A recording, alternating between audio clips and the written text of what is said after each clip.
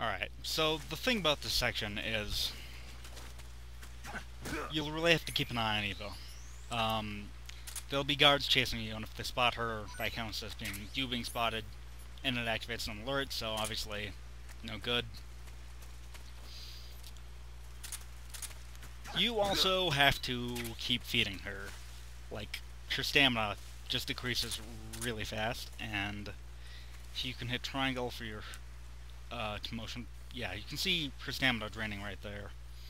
Hit triangle to motion for her and she'll follow you.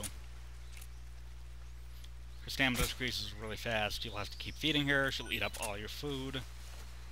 Because she can't move when her stamina gets too low, so she'll just sit there. The way she loses stamina, jeez. She eats so much, you'd think she'd have a hole in her stomach or something. Oh.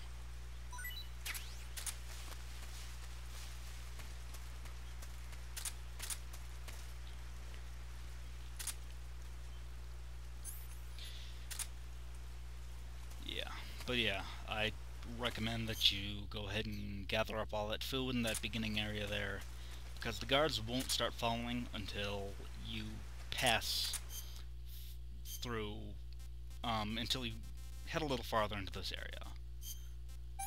But you can go ahead and feed Eva from the menu. This tastes like She has to be crap. close enough. Well, that's all you get, so stop complaining.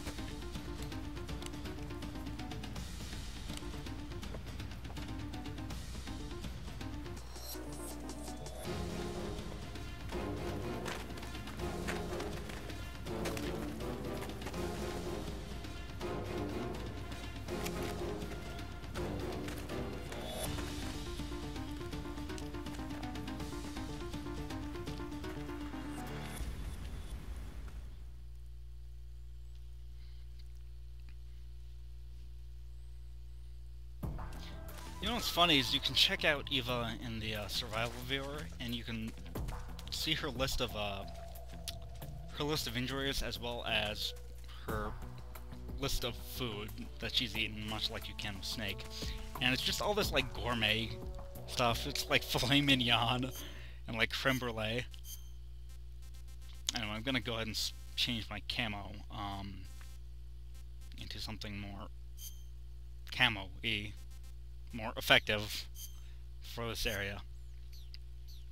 But yeah, she's just eating all this, like, this gourmet shit, and I'm just over here being jungle man. Like, the past 60 meals I've eaten is just, like, raw snake and raw frog. And she complains when she has to eat a ration. Oh, the horror.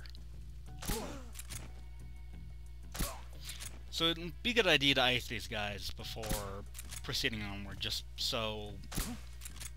Otherwise you have to worry about moving forward while being hunted, and that means you have to keep an eye on Eva.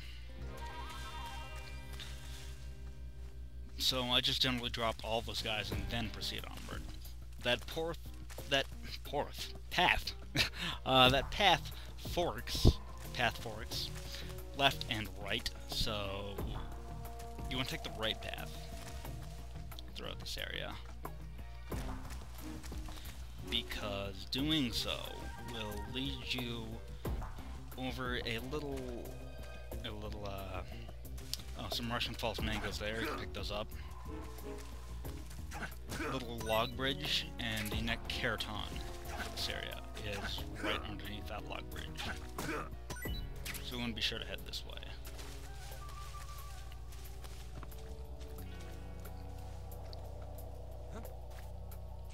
Is somebody there?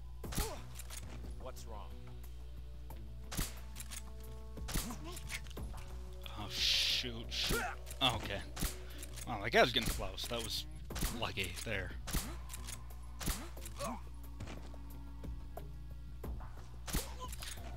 Probably took way more rounds than it needed to, but whatever. We're pretty much near the end of the game anyway, so I'm not really sweating it.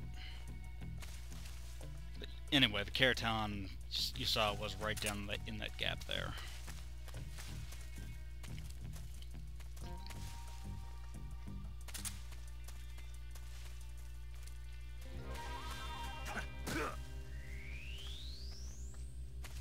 Articulated python? Yep.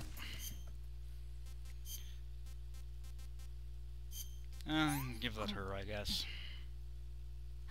Can I have seconds? Oh, you want to eat my snake, do you, Eva? I'm sorry, I had to. Terrible, obvious pun. I know. I just... Okay, I'll try and refrain from doing that in the future.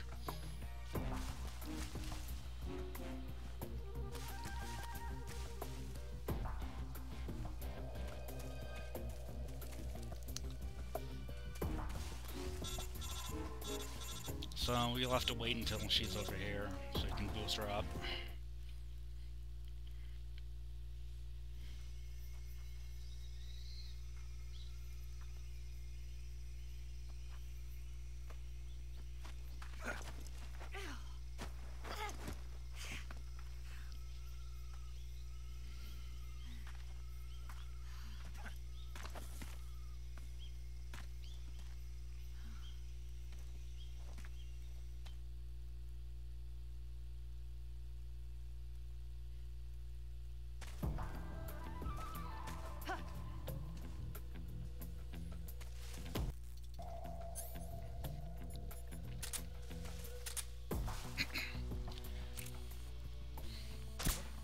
So yeah, this time the enemies will be in front of you in the second area. So The enemy is close by. should take these guys out. And again, I know this is taking way more shots than it needs to.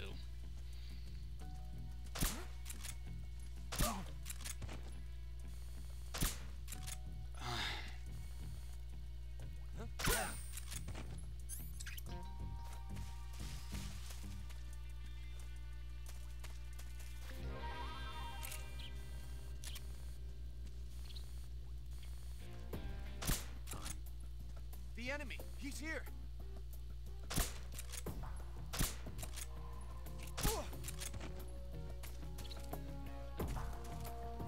Alright, so let's push on. Is that a guard over there? I can't tell. No, it's a bird. Okay.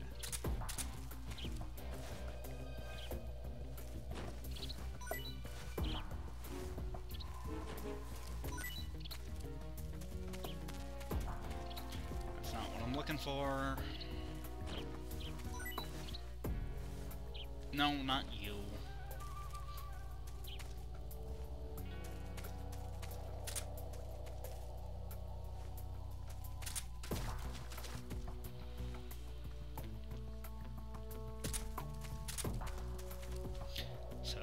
So, the Kerotan for this area, second to last Kerotan of the game, is going to be right behind this tree. Right where the path forks.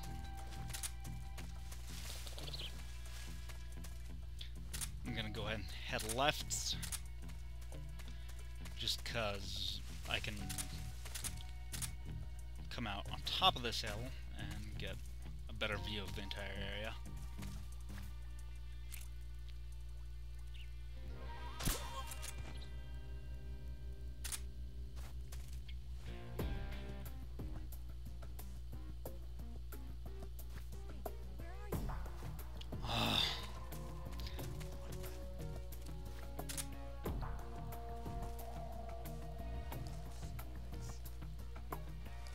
Okay, now I'm gonna have to go back around and find Eva, because I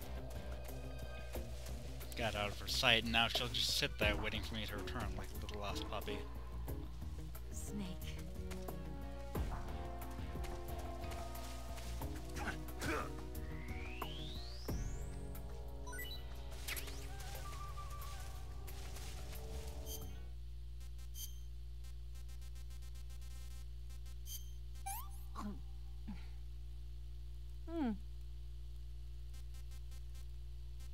Uh,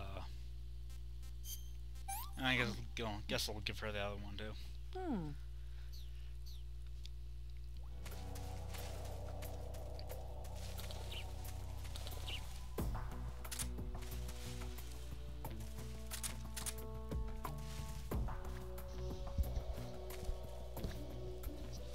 Alright, so let's just take out guards now.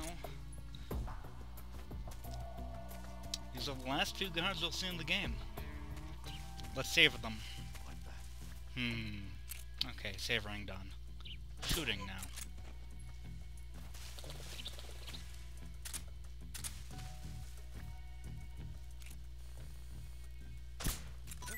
Oh. I hear something. That was not a guard.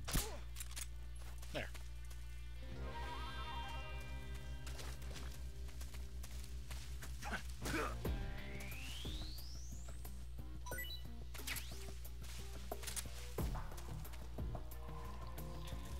And with that, let's head on out of here.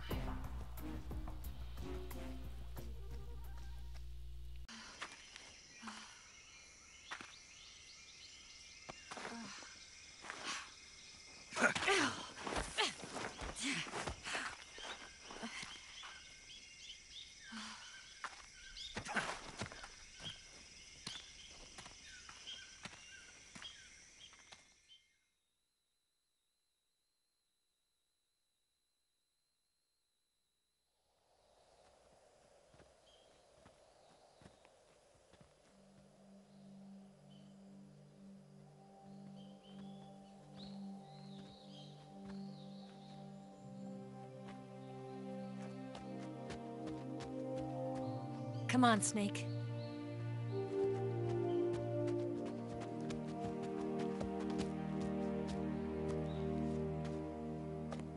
We made it. We made it. Over there.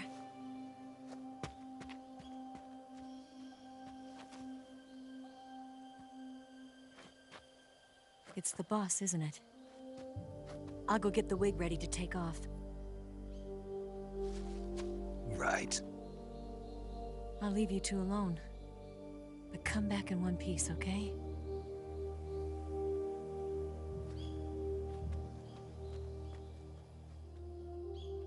Promise me!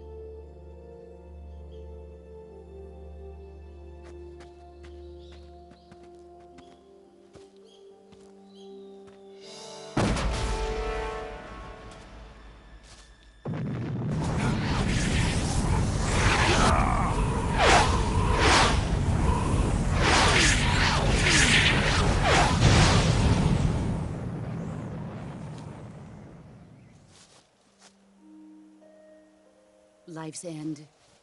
Isn't it beautiful? It's almost tragic. When life ends, it gives off a final lingering aroma. Light is but a farewell gift from the darkness to those on their way to die. I'd been waiting, Snake, for a long time. Waiting for your birth, your growth, and the finality of today. Boss. Why are you doing this? Why? To make the world one again. The world used to be whole. But with the end of the Second World War, the philosophers began to fight amongst themselves, and the world was torn apart. The Cobras, my comrades who trained and fought alongside me, were torn apart as well. The foibles of politics and the march of time can turn friends into enemies just as easily as the wind changes. Ridiculous, isn't it? Yesterday's ally becomes today's opposition. And this Cold War? Think back. When I was leading the Cobras, America and Russia were fighting together. Now, consider whether America and Russia will still be enemies in the 21st century. Somehow I doubt it. Enemies change along with the times, the flow of the ages, and we soldiers are forced to play along. I didn't raise you and shape you into the man you are today just so we could face each other in battle. A soldier's skills aren't meant to be used to hurt friends. So then what is an enemy? Is there such a thing as an absolute timeless enemy? There is no such thing, and never has been. And the reason is that our enemies are human beings like us. They can only be our enemies in relative terms. The world must be made whole again. The philosophers must be reunited. I will devote my skills to that purpose. And with the Colonel's money, I will achieve that end. Just as I once created the Cobras. They are my family. I may no longer be able to bear children, but I still have a family.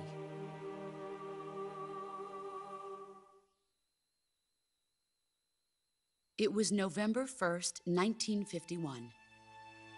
I was in the Nevada desert participating in atomic testing. The name Nevada is derived from Spanish, covered in snow, white as snow. And snow is exactly what I saw in that Nevada desert. It froze my blood white. Snake, you were an atomic test subject, weren't you? On Bikini Atoll. That's part of the reason I was drawn to you.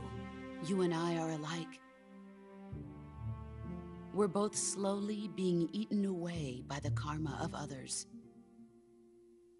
We'll never have the chance to die peacefully of old age. We have no tomorrow. But we can still have hope for the future. In 1960, I saw a vision of the ideal future from space. 3 years earlier, the Soviet Union had succeeded in launching Sputnik, the first man-made satellite in history, into orbit. This came as a huge shock to the United States. In response, America threw everything it had into its own manned spaceflight project, the Mercury program. Even as the Soviets seemed poised to send their first man into space, America was still experimenting with chimpanzees and rockets. The government wanted human data. So they secretly decided to send a human being into space. I was the one they chose. At the time, they didn't have the technology to block out cosmic rays, and whoever they sent up would inevitably be exposed to heavy radiation. That's why they chose me. After all, I'd already been irradiated once. Of course, you won't find any of this in the history books. I could see the planet as it appeared from space. That's when it finally hit me. Space exploration is nothing but another game in the power struggle between the US and the USSR. Politics, economics, the arms race, they're all just arenas for meaningless competition. I'm sure you can see that, but the Earth itself has no boundaries. No East, no West, no Cold War. And the irony of it is, the United States and the Soviet Union are spending billions on their space programs and the missile race, only to arrive at the same conclusion. In the 21st century, everyone will be able to see that we are all just inhabitants of a little celestial body called Earth. A world without communism or capitalism, that is the world I wanted to see. But reality continued to betray me. In 1961, I was sent to Cuba, to Bahia de Cochinos. It was part of a CIA-sponsored invasion under the guise of taking Cuban exiles back to their country. But the US government betrayed them. Our weak-kneed president held back their air support. Defenseless, the exiles were annihilated by the Cuban army. All I could do was watch in silence. I was set up by the very country I'd sacrificed so much for, by the very government I dedicated my life to defending. I was driven from the surface world, and I went underground. Then, 2 years ago, I faced the Sorrow, my old comrade in battle. He was my friend. But one of us had to die. I was left with no choice. The Sorrow gave his life for me. There is no enmity between us. One must live, and one must die. That was the mission. The ones who gave me that mission were the philosophers. Early in the 20th century, the true holders of power in the United States, the Republic of China, and the newly formed Soviet Union gathered together in a secret meeting that would later be known as the Wise Men's Committee. They formed there marked the beginning of the philosophers. But the last of the original members died in the 1930s. After that, the organization began to run out of control, and the Wise Men's Committee degenerated into a mere shell of its former self. The philosophers of today have no sense of good or evil. Their influence extends to countries and organizations involved in every aspect of every war. They have become war itself. That's how they operate. The sacrifices of war cause a shift in the times. This shift leads to renewed conflict, and in turn triggers the next war. Like a nuclear chain reaction, each conflict sparks countless others, forming an endless spiral that will continue on for eternity. Do you understand what I'm saying, Snake? By consuming me and you, the philosophers intend to keep that cycle going forever. It was my father who explained all of this to me. He was one of them. You see, I am the last remaining child of the philosophers. But after he revealed the truth, my father was killed by that same shapeless, formless organization. And my father isn't the only thing the philosophers have taken from me. In June of 1944, the Cobras and I took part in the landing at Normandy. We'd been given a top-secret mission to locate and destroy enemy V-2 rocket installations. I was pregnant at the time. The Sorrow was the father. I gave birth on the field of battle. A beautiful baby boy. But my child was snatched away from me by the philosophers.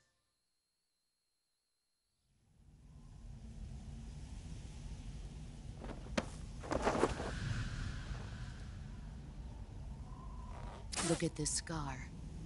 This is proof that I was once a mother. I gave up my body and my child for my country. There is nothing left inside me now. Nothing at all. No hatred, not even regret. And yet sometimes at night, I can still feel the pain creeping up inside me, slithering through my body like a snake.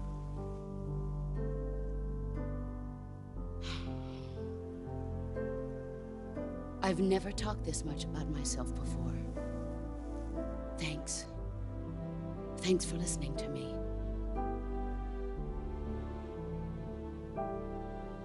I feel content.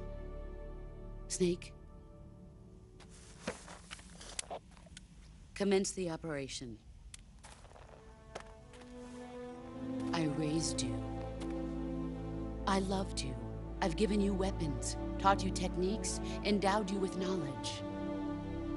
There is nothing more for me to give you. All that's left for you to take is my life, by your own hand. One must die, and one must live. No victory, no defeat. The survivor will carry on the fight. It is our destiny. The one who survives will inherit the title of boss. And the one who inherits the title of boss will face an existence of endless battle. I'll give you 10 minutes. In 10 minutes, Miggs will come and bomb the hell out of this place. If you can beat me in less than 10 minutes, you'll be able to escape in time. Let's make this the greatest 10 minutes of our lives, Jack. Boss. You're a soldier. Finish your mission. Prove your loyalty. Face me.